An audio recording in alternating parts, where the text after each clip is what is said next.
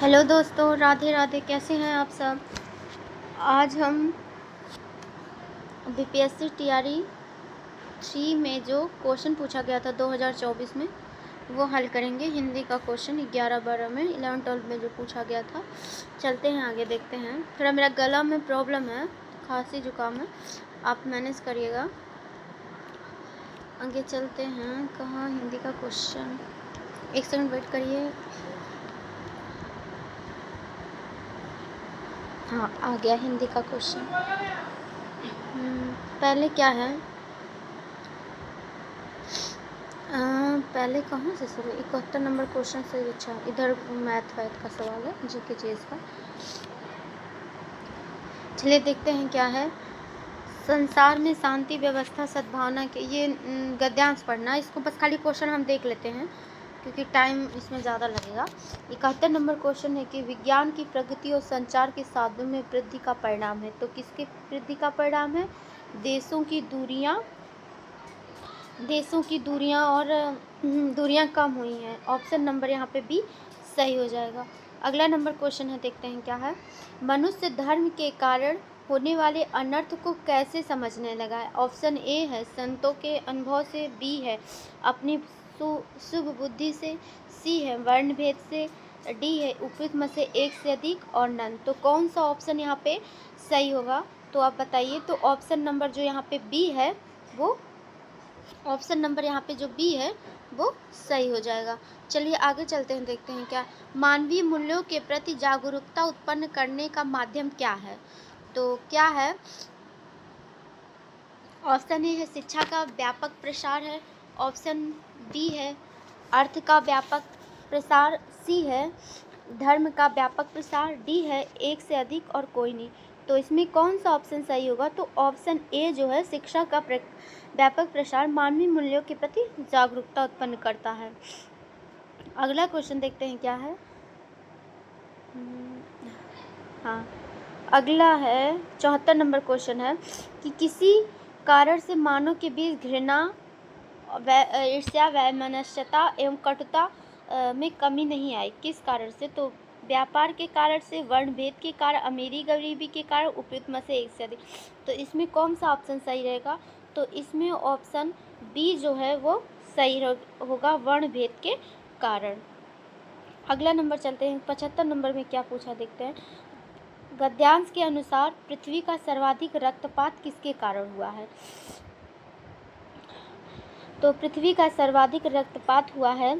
ए है शांति के कारण, बी है अर्थ के कारण, सी है धर्म के कारण और डी है उपयुक्त में से एक से अधिक। तो किसके कारण हुआ है? तो धर्म के कारण। आज देख ही रहे हैं, धर्म के कारण इतने ज़्यादा वो सब हो रहे हैं। भ्रष्टाचार भी धर्म के कारण हो रहा है। और जीता जागता उदाहरण हमारा यही है, अयोध्या का राम मंदिर। कार्य का महत्व और उसकी सुंदरता के समय पर संपादित किए जाने पर ही अत्यंत सुघड़ता से, ये दूसरा गद्यांश है, सुघड़ता से किया हुआ कार्य की यदि आवश्यकता के पूर्व न पूरा हो सके तो उसका किया जाना निष्फल ही समझा जाए। चिड़ियों द्वारा खेत चुग लिए जाने पर यदि रखवाला उसकी सुरक्षा की व्यवस्था करे तो सर्वत्र उपहास का पात्र ही बनेगा। उसके देर से किए गए उद्यम का कोई मूल्य नहीं होगा। श्रम का गौरव तभी है जब उसका लाभ किसी को मिल सके। इसी कारण यदि बादलों द्वारा बरसाया गया जल कृषक की फसल को फूलने फलने में मदद नहीं कर सकता तो उसका बरसना व्यर्थ ही है। अवसर का सदुपयोग न करने वाले व्यक्ति को इसी कारण पश्चाताप करना पड़ता है। तो 76 नंबर क्वेश्चन, जीवन में समय का महत्व क्या है, क्यों है? समय पर किया गया कार्य सफल होता है, समय पर प्रेरणा देता है, लोग समय की परवाह नहीं करते, उपयुक्त में से एक से अधिक कोई नहीं। तो कौन सा ऑप्शन यहाँ पे सही होगा? तो ऑप्शन नंबर यहाँ पे ए जो है वो सही हो जाएगा। समय पर किया गया कार्य हमेशा सफल होता है। चलिए अगला क्वेश्चन है कि बादल का बरसना का अर्थ क्या? बाढ़ आ जाना, फसल लाभ होना, गर्मी शांत, उपयुक्त में से एक से अधिक कोई नहीं। तो कौन सा ऑप्शन यहाँ पे सही होगा, बताइए। तो ऑप्शन है फसल का लाभ न होना, अत्यधिक बाढ़ आ जाएगी, अत्यधिक बादल वर्षा हो जाती तो लाभ नहीं होना होगा, गर्मी भी शांत हो जाएगी।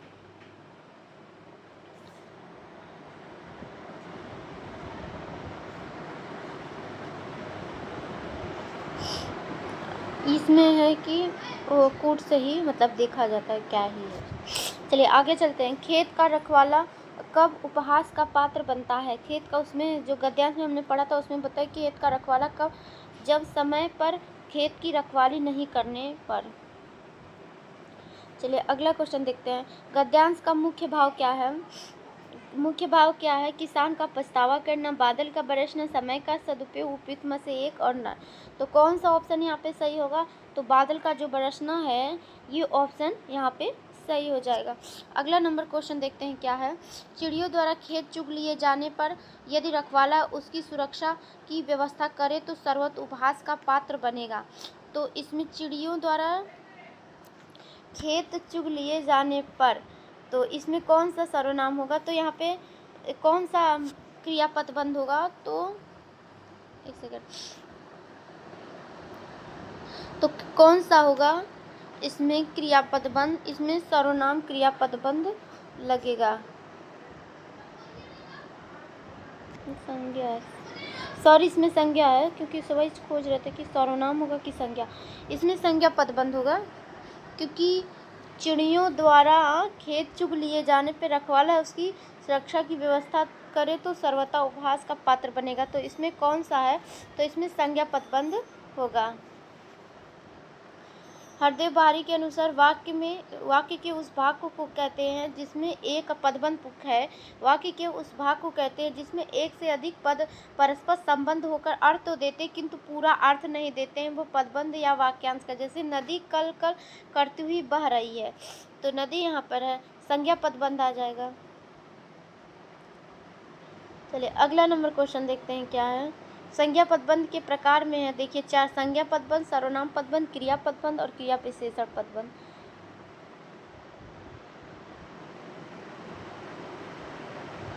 देखिए संज्ञा पदबंध क्या है कि अंतिम अवस्था या शीर्ष यदि संज्ञा हो अथवा सभी पद उसी पर आश्रित हो। संज्ञा जैसे 4 ताकतवर मजदूर के ऊपर भारी चीज उठा पाए, मतलब 4 जो ताकतवर मजदूर हैं वही भारी चीज उठा पाए, मतलब एक आश्रित वाक्य दूसरे पर निर्भर है। चलिए अगला देखते हैं। अगला भी वही गद्यांश से छोड़ देते हैं। मनुष्य की खोज जीवन भर लगा रहता है, किसमें लगा रहता है? आनंद की खोज में ही मनुष्य जीवन भर लगा रहता है। आनंद ना मिले तो वो काम ही न करे। साहित्य के आनंद का आधार क्या है? साहित्य का आनंद का आधार इसमें क्या है? तो सुंदर और सत्य को पाना, ऑप्शन नंबर बी। आप लोग गद्यांश पढ़ लीजिएगा क्योंकि पूरा नहीं दिख रहा है इसमें, तो हम जितना दिख पा रहे हैं उतना अच्छे से कर लेते हैं। 83 नंबर क्वेश्चन है कि परिमिति का अर्थ क्या होगा? परिमिति का अर्थ होता है सीमित। परिमित मतलब सीमित होगा। चलिए अगला नंबर क्वेश्चन देखते हैं क्या होगा। साहित्य जीवन का गहरा संबंध है, साहित्य और जीवन का गहरा संबंध है। ऑप्शन ए है साहित्य का आधार ही जीवन है। लंबे चौड़े भवन में लंबे चौड़े व्याकरण की दृष्टि से क्या है? तो लंबा चौड़ा क्या है? हम पढ़े ही हैं लंबा चौड़ा हमेशा, एक सेकंड, हम पढ़े ही हैं कि लंबा चौड़ा हमेशा एक विशेषण में ही आता है। हाँ, लंबा चौड़ा हमेशा एक विशेषण में आता है।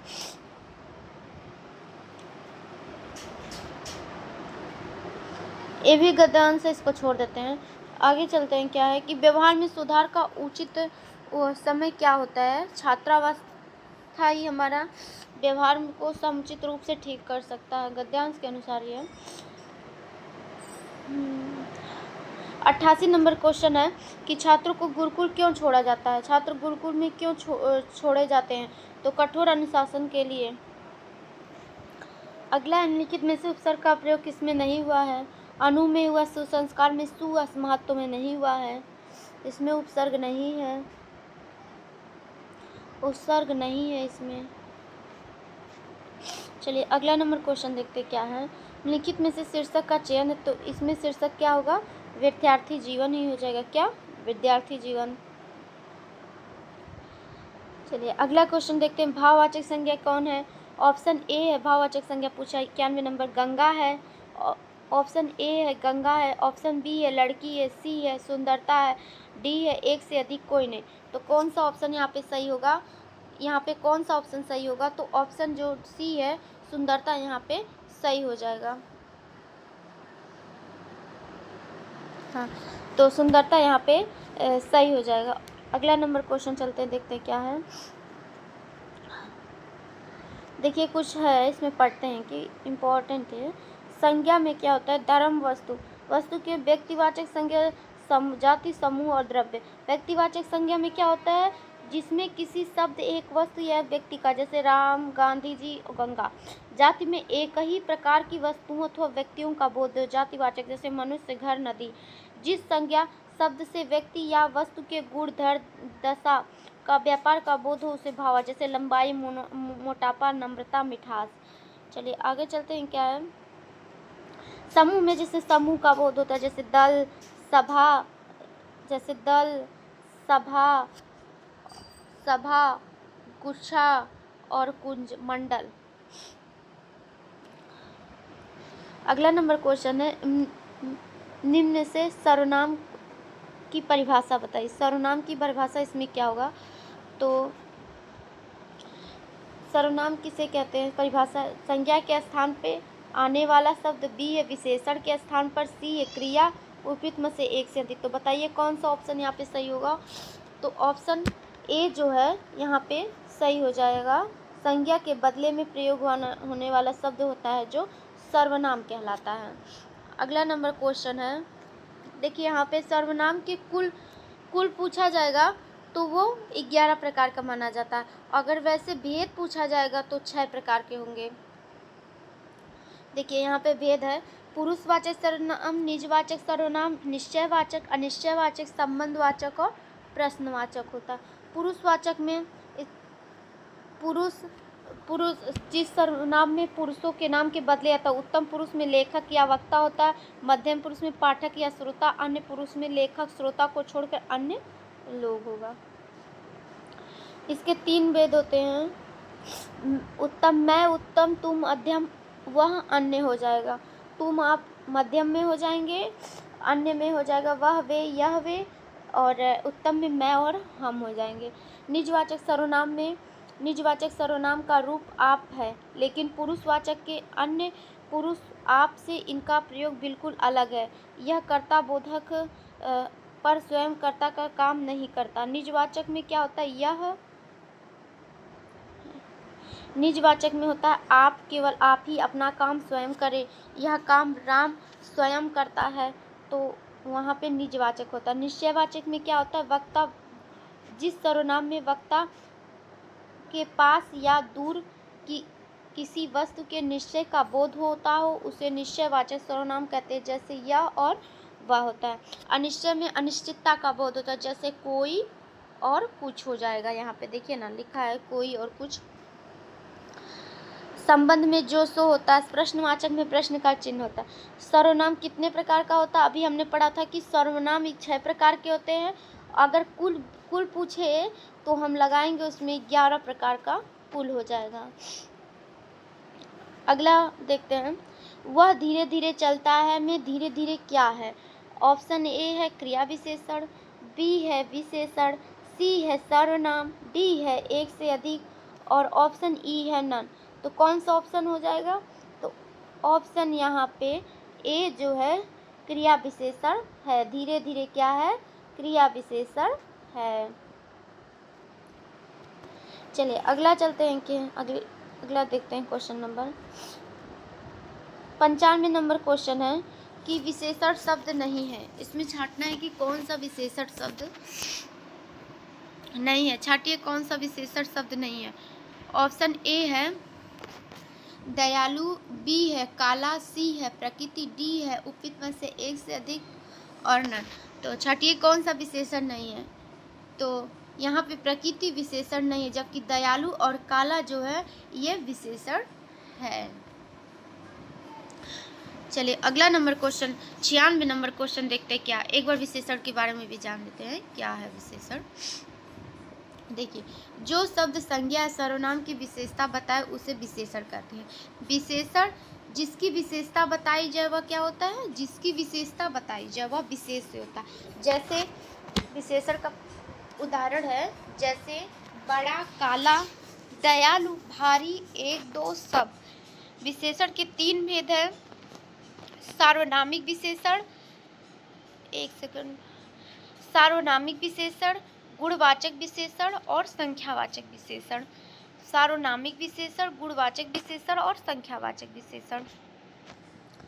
सार्वनामिक विशेषण क्या है कि पुरुषवाचक और निजवाचक सर्वनाम के सिवा अन्य सर्वनाम जब किसी संज्ञा के पहले आते हैं तो सार्वनामिक विशेषण हो जाता है। जैसे निजवाचक सर्वनाम और पुरुषवाचक सर्वनाम के सिवा जब कोई संज्ञा पहले आ जाता है तो वह सार्वनामिक विशेषण है। जैसे वह नौकर नहीं है आया, यह घोड़ा अच्छा है। गुणवाचक में गुण दशा का बोध होता है। जैसे जिस संज्ञा में संज्ञा का गुण दशा स्वभाव आदि लक्षित हो उसे गुणवाचक विशेषण कहते हैं। इनकी संख्या सबसे अधिक होती, काल, स्थान, आकार, रंग, दशा और गुण इत्यादि। चलिए ऑप्शन देखते हैं। संख्यावाचक का विशेषण। संख्यावाचक विशेषण जिन शब्दों में संज्ञा या सर्वनाम की संख्या लक्षित हो उसे संख्यावाचक विशेषण कहते हैं। जैसे 4 घोड़े, 30 दिन, कुछ लोग, सब लड़के। संख्यावाचक विशेषण में मुख्य 3 भेद होते, निश्चित होता है संख्यावाचक, अनिश्चित और परिणाम बोधक। चलिए अगला नंबर क्वेश्चन देखते हैं क्या है। पेड़ से पत्ता गिरता, इस वाक्य में पेड़ शब्द का कारक क्या है? इसमें छाटना कारक, अपादान कारक, करण कारक और कर्ता कारक। इनमें से एक से अधिक और कोई नहीं। तो कौन सा ऑप्शन यहाँ पे सही होगा? आप बताइए कौन सा ऑप्शन यहाँ पे सही होगा? तो ऑप्शन नंबर ए यहाँ पे सही हो जाएगा। ऑप्शन नंबर ए यहाँ पे सही हो जाएगा, क्योंकि कुछ भी चीज़ अलग होने के भाव में अपादान कारक होता। भय तुलना के संबंध में भी अपादान कारक होता है, और कोई चीज़ अलग हो रही है किसी चीज़ से तो वहाँ पर भी अपादान कारक होता है।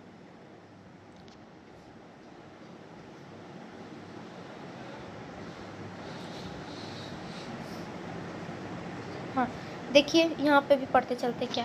हिंदी में कारक 8 है और कारकों का बोध के लिए संज्ञा सर्वनाम के आगे जो भी प्रत्यय लगाए जाते हैं उन्हें व्याकरण में विभक्तियाँ कहते हैं। कुछ लोग इन्हें परसर्ग भी बोलते हैं। कर्ता ने कर्म को करर से को के लिए अपादान से अलग होने के लिए संबंध काकी के रारी रे और अधिकरण में पर और संबंध बोधक में हे अजी हो अरे। चलिए एक वचन में कौन सा शब्द प्रयोग होता है? ऑप्शन ए है हवा, बी है वर्षा, सी है जनता, डी है एक से अधिक इनमें से कोई। तो ऑप्शन जो डी है वो सही हो जाएगा, क्योंकि एक वचन में एक से अधिक इसमें सही है।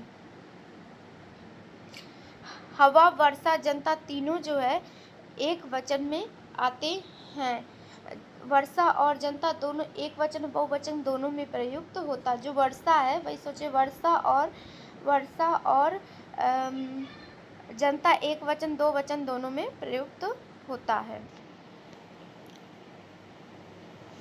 चलिए हवा का एक वचन शब्द है, बहुवचन हवाएं होगा। 98 नंबर क्वेश्चन है कि तत्सम शब्द कौन सा है? इसमें तत्सम शब्द छाटना है। ऑप्शन ए है। 98 नंबर क्वेश्चन है कि तत्सम शब्द क्या है? ए है सूत है, बी है साफ है, सी है सत्य, डी है एक से अधिक कोई नहीं। तो कौन सा ऑप्शन यहाँ पे सही है? तो ऑप्शन नंबर सी यहाँ पे सही है। जो सत्य है वो तत्सम शब्द है।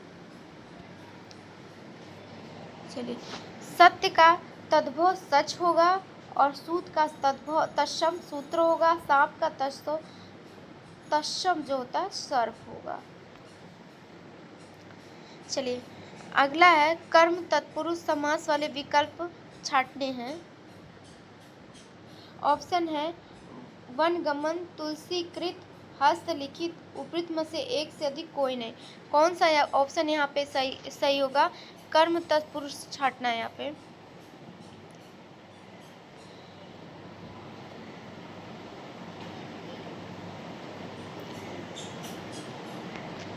तो ऑप्शन जो है ए यहाँ पर सही हो जाएगा।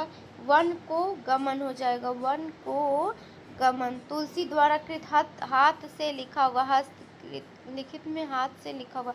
तो ऑप्शन यहाँ पे ऑप्शन ए यहाँ पे सही हो जाएगा।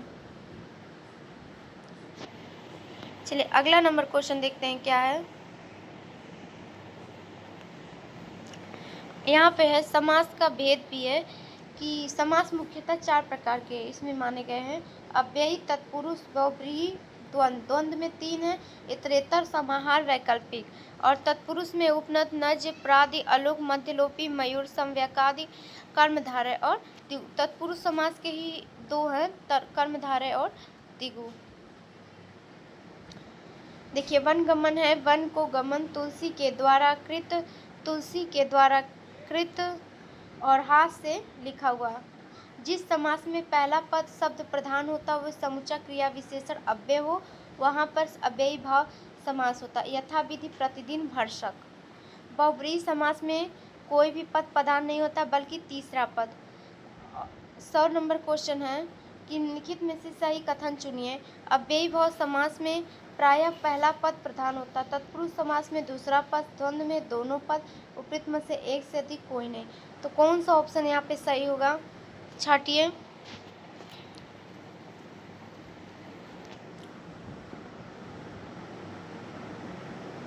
तो ऑप्शन नंबर डी यहाँ पे सही होगा, क्योंकि अव्ययी भाव समास में पहला पद प्रधान होता है, तत्पुरुष समास में दूसरा पद प्रधान होता, द्वंद्व में दोनों पद प्रधान होते हैं। चलिए अगला नंबर क्वेश्चन देखते हैं। धनुष शब्द का पर्यायवाची शब्द है। धनुष किसका पर्यायवाची शब्द है? ऑप्शन ए है तरनी का, बी है पिनाक का, सी है कृपाण का और डी है एक से अधिक कोई नहीं। तो पिनाक जो है वो धनुष का पर्यायवाची शब्द है। तो ऑप्शन नंबर यहाँ बी सही हो जाएगा। चलिए आगे चलते हैं, क्वेश्चन देखते हैं। एक बार ये ब्रैकेट भी देखते चलते हैं क्या है इसमें, इम्पोर्टेंट है। देखिए धनुष का पर्यायवाची शब्द चाप भी होता है, सरासर भी होता है, कमान, कोदंड, पिनाक, सारंग, धनु। तरड़ी का पर्यायवाची नाव होता है, नौका, कश्ती, नैया इत्यादि। मेरा तरड़ी इस बार यूपी टेट में गलत हो गया, हम ध्यान ही मतलब समझ नहीं पाए, तरनी और तरुड़ी में गलत हो गया था मेरा। यहाँ एक तरुड़ी होता है जिसको वो बोलते हैं औरत होता है, जो जिसको स्त्री बोलते हैं। कृपाण का खड्ग होता है, शायक, चंद्रहाल, तलवार, असी, कारवार इत्यादि। खड्ग होता है, शायक भी कृपाण को बोलते हैं, चंद्रहास भी बोलते हैं, तलवार भी बोलते हैं, असी भी, करवाल भी बोलते हैं। तरड़ी यहाँ पे देखिए ना, सूर्य का दिया गया तरड़ी। क्रिया विशेषण यहाँ पे छाटना है। वाक्य है यह मेरा घर और वह मेरे मित्र का। ऑप्शन ए है कि यह मेरा घर है, वह मेरे मित्र का घर है। ऑप्शन बी, अरे क्या कर रही हो, राधा कल आएगी, उपयुक्त में से एक से अधिक कोई नहीं। तो कौन सा इसमें किसमें विशेषण है क्रिया? तो वह है राधा कल आएगी। ये कालवाचक क्रिया विशेषण में आता है। देखिए यहाँ पे लिखा भी है कालवाचक क्रिया विशेषण, कालवाचक क्रिया विशेषण। चलिए अगला नंबर क्वेश्चन पढ़ते चलते हैं क्या है। अव्यय के 4 भेद होते हैं, क्रिया विशेषण अव्यय, संबंध बोधक, समुच्चय बोधक और विस्मयादि बोधक। चलिए अगला चलते पढ़ते हैं क्या है। संधि है, गुण संधि इसमें छाटना है कि कौन सा गुण संधि का उदाहरण है। ऑप्शन ए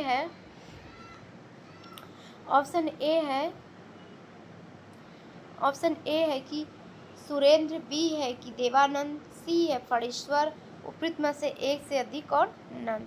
तो कौन सा ऑप्शन यहाँ पे होगा? तो ऑप्शन ए यहाँ पे सही है, सुरेंद्र।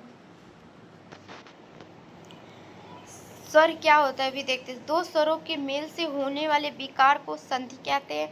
संधि के 3 भेद होते हैं, स्वर संधि, व्यंजन संधि और विसर्ग संधि। 2 स्वरों के मेल से उत्पन्न विकार अथवा रूप परिवर्तन को स्वर संधि कहते हैं। इसकी 5 भेद: स्वर संधि, व्यंजन स्वर संधि, गुण स्वर संधि, वृद्धि स्वर संधि, यड़ स्वर संधि आदि।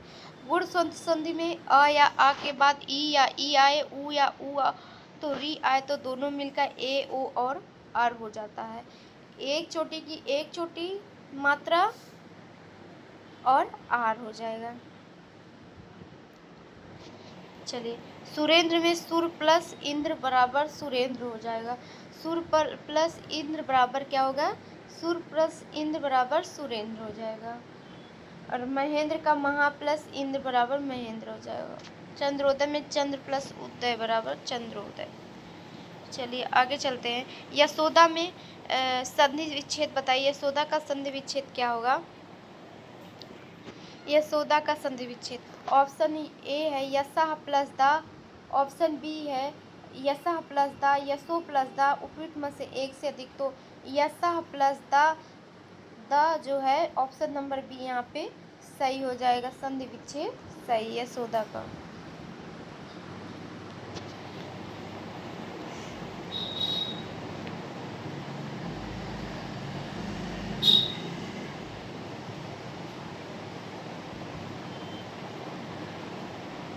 यह वही व्यक्ति है जो कल आया था। तो ऑप्शन यह वही व्यक्ति है जो कल आया था। तो ऑप्शन ए है संयुक्त वाक्य, बी है मिश्रित वाक्य, सी है सरल वाक्य, डी है एक से अधिक कोई नहीं। तो कौन सा ऑप्शन यहाँ पे सही है? जो सो का प्रयोग होता है तो वह मिश्रित वाक्य में आता है। ऑप्शन नंबर बी यहाँ पे सही हो जाएगा। चलिए देखिए, रचना के आधार पर वाक्य 3 प्रकार के होते हैं, सरल वाक्य, मिश्र वाक्य और संयुक्त वाक्य। सरल वाक्य देखिए साधारण या सरल वाक्य कहते हैं जिसमें एक ही क्रिया एक ही कर्ता, जहाँ पे एक ही कर्ता हो वहाँ पे एक ही उद्देश्य हो और एक ही विधेय हो। सबसे सिंपल है कि एक ही उद्देश्य एक ही विधेय, जैसे बिजली चमकती है। मिश्र वाक्य में एक वाक्य दूसरे वाक्य पे आधारित हो, जैसे एक मुख्य उद्देश्य और मुख्य विधेय से जो वाक्य बनता है। मुख्य उपवाक्य दूसरे उपवाक्य पे आश्रय, हमने बताया ना, एक वाक्य दूसरे वाक्य पर डिपेंड हो, वहाँ पे मिश्र वाक्य होता है। संयुक्त वाक्य में क्या होता है? एक साधारण वाक्य अथवा मिश्र वाक्यों का मेल या संयोजक ही संयुक्त वाक्य होता है। संयुक्त वाक्य अर्थ के आधार पर 8 भेद होते हैं। देखिए यहाँ पे संयुक्त वाक्य का उदाहरण है, मैं रोटी खाकर लेटा कि पेट में दर्द होने लगा और दर्द इतना बढ़ गया कि वह तुरंत डॉक्टर के पास जाना पड़ा, मतलब डॉक्टर को बुलाना पड़ा। तो एक वाक्य दूसरे वाक्य पर है मेल खा रहा है, मतलब जोड़ के और से जोड़ा जा रहा है। इसमें और जो आता है क्योंकि इसलिए जो आता है वो संयुक्त वाक्य में होता है। चलिए अगला क्वेश्चन देखते हैं। शुक्ल का विलोम क्या होगा? तो शुक्ल का विलोम होगा, ऑप्शन ए है कृष्ण, बी है काला, सी है असित, डी है एक से अधिक कोई नहीं। तो कौन सा ऑप्शन यहाँ पे सही होगा? तो शुक्ल का विलोम होगा कृष्ण होगा। क्या होगा? कृष्ण। काला का सफ़ेद होगा और सित का सित होगा। चलिए 107 नंबर क्वेश्चन पढ़ते हैं। बहिरंग का विलोम शब्द है। बहिरंग का ऑप्शन ए है अनुरंग, बी है अंतरंग, सी है अतिरंग, उपयुक्त से एक से अधिक कोई नहीं। तो कौन सा ऑप्शन यहाँ पे सही हो जाएगा आप बताइए। तो बहिरंग का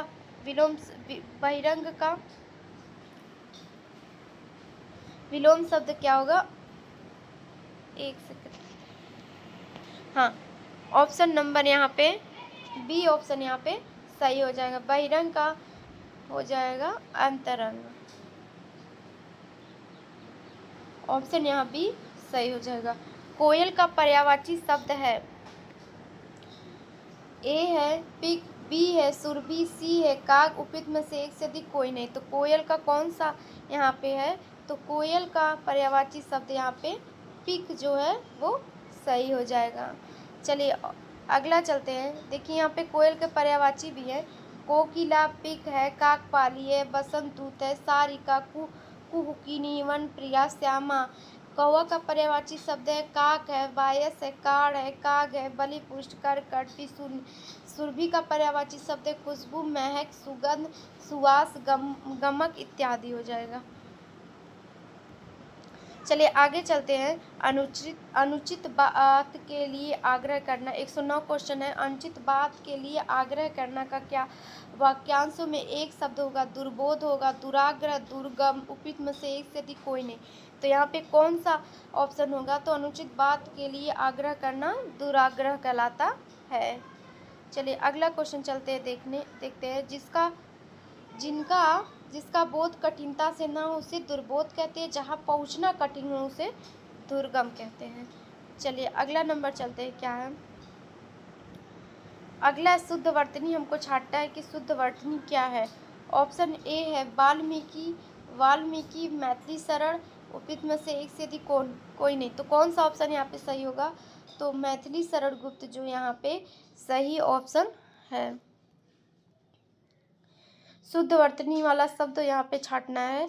ऑप्शन ए है ज्योत्सना, ऑप्शन बी है ज्योत्सना, ज्योत्सना, उपयुक्त में से एक से अधिक कोई नहीं। तो कौन सा ऑप्शन यहाँ पे सही है?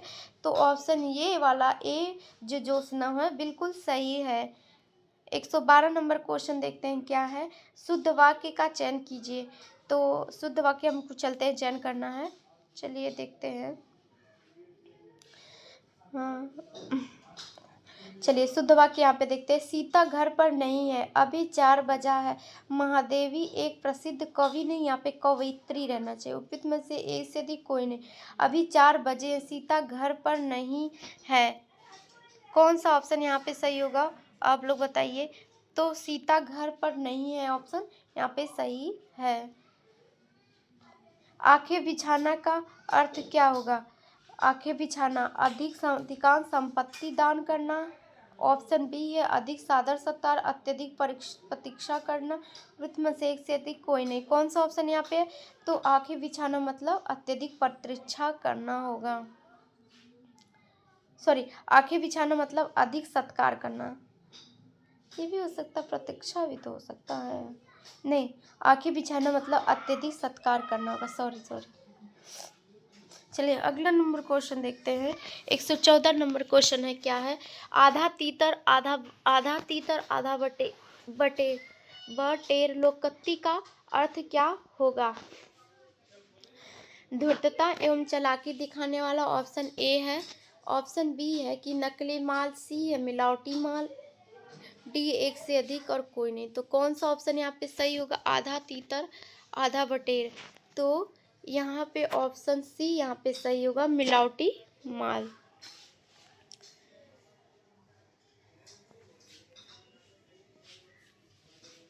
है वही हम भी सोचे, वो गलत है। आधा तीतर आधा बटेर मतलब धूर्तता एवं चालाकी दिखाने वाला हुआ। यहाँ ऑप्शन गलत हो गया। यहाँ पे ऑप्शन नंबर ए यहाँ पे सही हो जाएगा। तो ऑप्शन भी कुछ दिया भाई, हम भी सोच रहे थे क्या ऑप्शन। चलिए ठीक है आगे चलते हैं।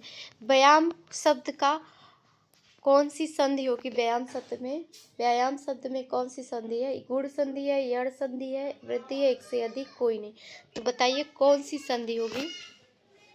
तो व्यायाम शब्द में वी प्लस आयाम मतलब यड़ संधि होगा।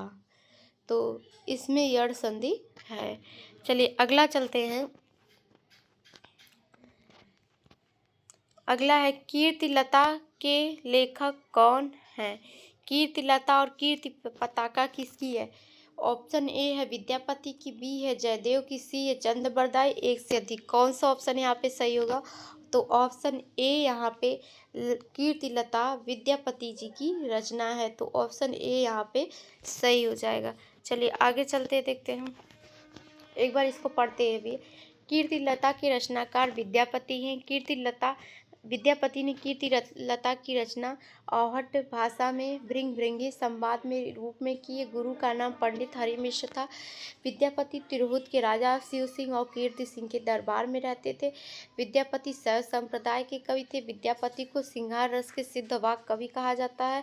हजारी प्रसाद जी ने विद्यापति को श्रृंगार रस का सिद्ध वाक कवि कहा है।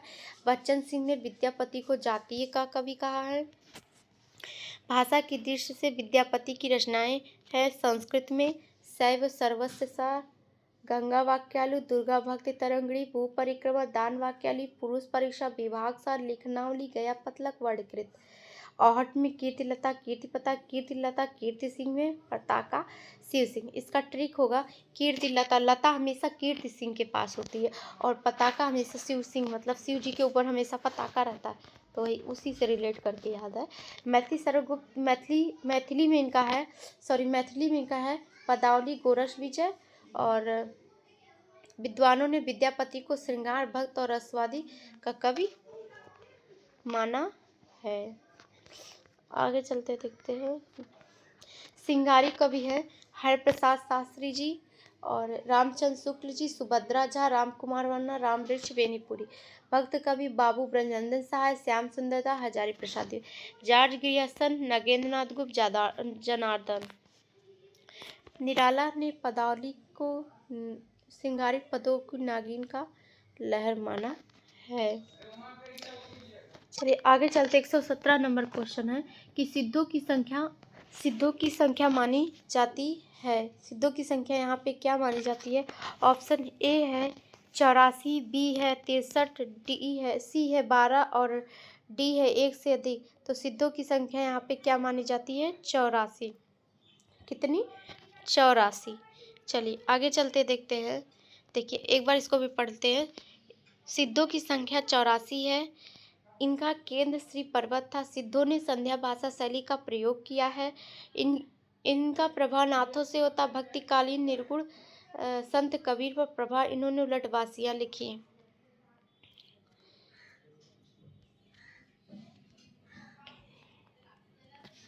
हाँ, बच्चन सिंह ने इन पे लिखा था कि आक्रोश की भाषा का पहला सरप्पा में ही दिखाई देखा। आक्रोश जो दिखाई देता है वो सरप्पा में सबसे ज़्यादा दिखाई देता है। हिंदी साहित्य के आदिकाल में संबंधित सिद्ध कवि किसके अनुयायी थे? जो आदिकाल के सिद्ध कवि थे वो किसके अनुयायी थे? ए है हिंदू, बी है बौद्ध, जैन की, ऑप्शन नंबर डी है 1 से अधिक। बताइए किसके अनुयायी थे? तो आदिकाल के कवि बौद्ध के अनुयायी थे। ऑप्शन नंबर बी यहाँ पे सही हो जाएगा। चलिए आगे चलते हैं, देखते हैं। देखिए एक इम्पॉर्टेंट है यहाँ पे, हाँ एक यहाँ पे इम्पॉर्टेंट है कि प्रथम सिद्ध कवि सरप्पा को हिंदी का प्रथम कवि माना जाता। दोहा कोश में इनका प्रसिद्ध ग्रंथ है जिसका संपादन डॉक्टर प्रबोध चंद्र बागची ने किया था। देखिए हरिप्रसाद शास्त्री ने सिद्धों की रचनाओं का संग्रह बंगला अक्षरों में बौद्ध गान और दोहा नाम से किया था। अगला चलते, पृथ्वीराज रासो के रचनाकार कौन है? ऑप्शन ए है परमाल रासो, जगनीक, चंद्रबरदाई, 1 से अधिक कोई नहीं। तो पृथ्वीराज रासो के रचनाकार चंद्रबरदाई जी हैं। ऑप्शन नंबर सी यहाँ पे सही हो जाएगा। चलिए आगे चलते हैं। देखिए पृथ्वीराज रासो के बारे में, पृथ्वीराज रासो के 12वीं सदी में चंद्रबरदाई जी ने लिखा था। यह पिंगल शैली में है। 69 समय है। संयोगिता के साथ उनकी प्रेम कहानी, 68 प्रकार के छंदों का यहाँ पे प्रयोग हुआ है। और मिश्र बंधुओं ने हिंदी का वास्तविक प्रथम महाकवि चंद्रबरदाई को ही माना है।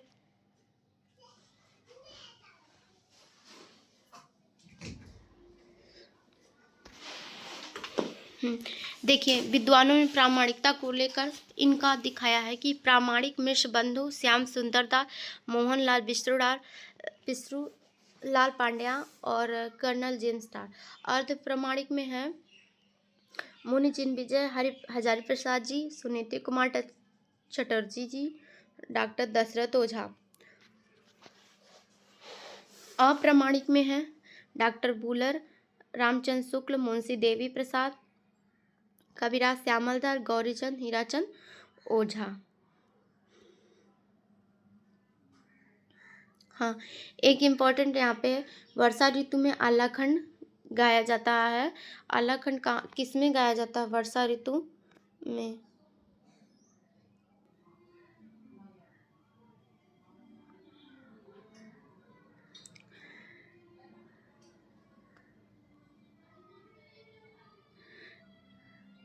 चलिए आगे देखते हैं।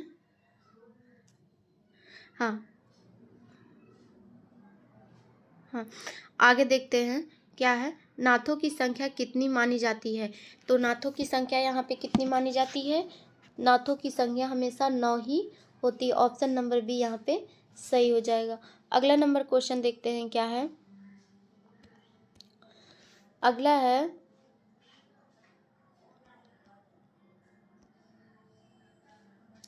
अगला नंबर क्वेश्चन है कि संस्कृत के 4 अध्याय के लेखक कौन है?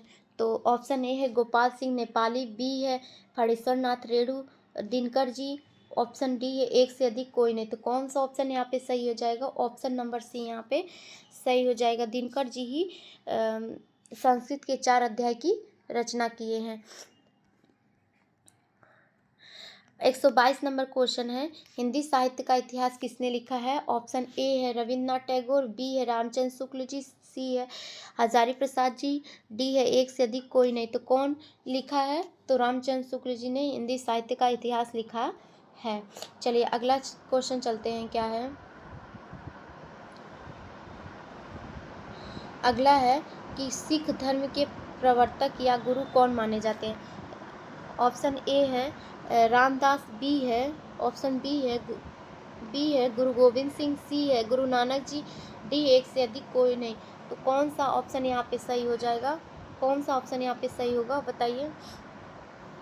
सिखों के धर्म प्रवर्तक गुरु कौन है? तो गुरु गोविंद सिंह जी है सिखों के प्रवर्तक एवं सिखों धर्म के प्रवर्तक। गुरु नानक जी हैं। सबसे पहले गुरु नानक जी आए थे, तब गुरु गोविंद सिंह आए थे। गुरु नानक देव सिख संप्रदाय के मूल प्रवर्तक हैं। जपूजी आसाद इनकी रचनाएं हैं। जपूजी आसा दीवार रहिरास सोहिला गुरु ग्रंथ साहिब में संकलित है। जपूजी इनका नानक दर्शन में संकलित नानक दर्शन का सार तत्व है। चलिए अगला क्वेश्चन देखते हैं, क्या है? रामचरितमानस में कितने कांड होते हैं? तो सबको पता है 7 कांड होते हैं। चलिए अगला क्वेश्चन देखते हैं, क्या है? भक्तमाल के रचयिता कौन है? ऑप्शन ए है नाभादास, बी है नंददास, सी है तुलसीदास, एक से अधिक कोई नहीं।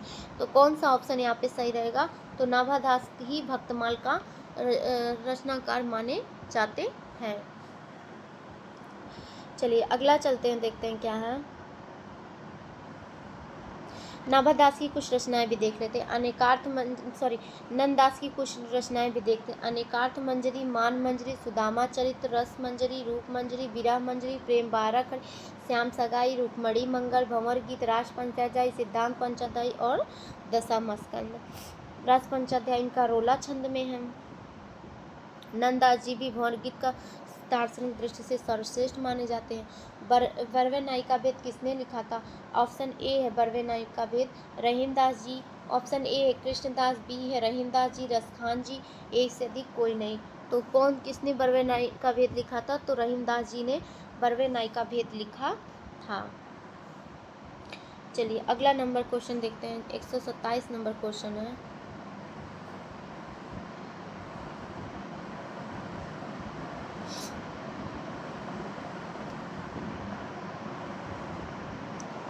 देखिए रहीमदास जी की कुछ रचनाएं हैं। दोहावली में 300 छंद है। ब्रज भाषा में नीति के दोहे हैं।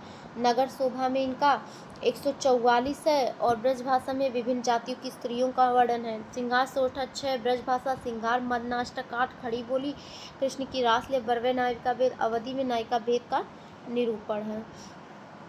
इनका मूल नाम सैयद इब्राहिम था और सवैया छंद में कृष्ण लीला का गान करते थे।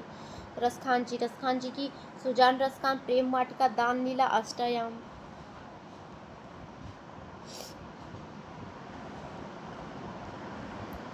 रामचंद्रिका के रचनाकार कौन है? 127 नंबर क्वेश्चन है। ऑप्शन ए कृष्णदास, कृपाराम, केशवदास, एक से अधिक नन। तो रामचंद्रिका के लेखक केशवदास जी हैं। ऑप्शन नंबर यहाँ पे सी सही हो जाएगा। चलिए अगला क्वेश्चन देखते हैं।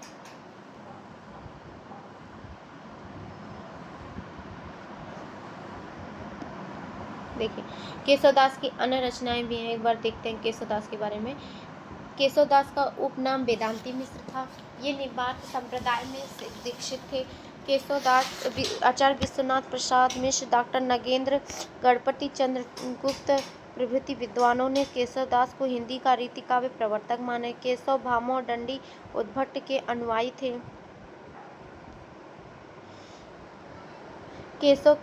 केशव तुलसी के परवर्ती कवि माने। वेणी माधव दास के मूल गोसाई चरित्र के अनुसार जब केशवदास तुलसीदास से मिलने गए थे तो उन्होंने केशव को प्राकृतिक का कवि कहा है। इस लक्षण से मुक्त होने के लिए केशव ने एक रात में रामचंद्रिका लिख डाली। 1601 में उन्होंने लिखा था 29 प्रकाश हैं।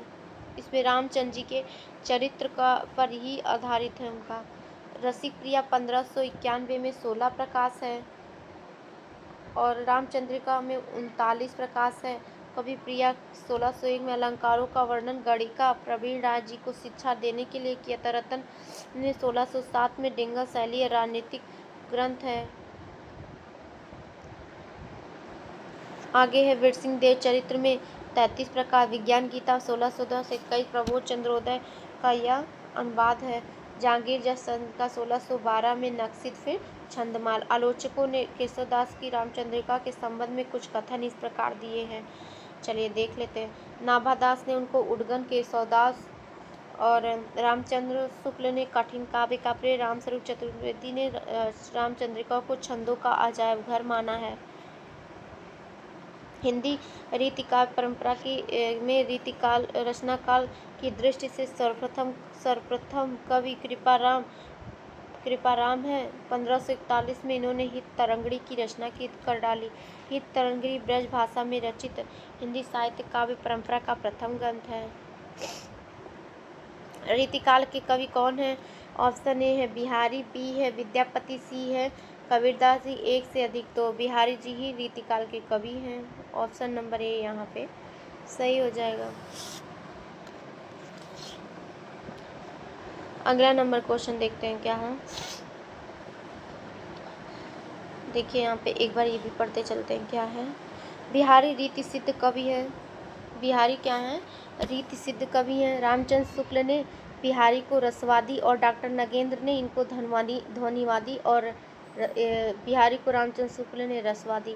बिहारी के गुरु नरहरि दास थे। ये निम्बार्क संप्रदाय में दीक्षित थे। बिहारी सतसई दोहा छंद में रचित है। बिहारी में संख्या 719 है। रत्नाकर जी ने 713 माने हैं। बिहारी सतसई पर हिंदी में 50 से अधिक टीका है। जॉर्ज गियर्सन ने बिहारी के बारे में लिखा है कि बिहारी सतसई के बारे में कि यूरोप में बिहारी सतसई के समकालीन कोई रचना नहीं थी। राधाचरण गोस्वामी ने पीयूष वर्षी मेघ और तथा रेवरेंड एडविन ग्रिप्स ने इन्हें शब्दों का चतुर प्रायोक्ता माना था और पद्म सिंह शर्मा ने तो इन्हें शक्कर की रोटी ही बोल डाला। शुक्ल जी ने इन्हें बिहारी सतसई पर सबसे उत्तम और प्रामाणिक टीका जगन्नाथ दास रत्नाकर कृत बिहारी रत्नाकर 1921 में है। चलिए आगे देखते हैं क्या है। रानी केतकी के रचनाकार कौन है? ऑप्शन ए है नियाज जी, बी है सदल मिश्र, सी है ईसा अल्लाह खां, डी है एक से अधिक कोई नहीं। तो कौन सा है? रानी केतकी कहानी के रचनाकार सी ऑप्शन यहाँ पे सही हो जाएगा।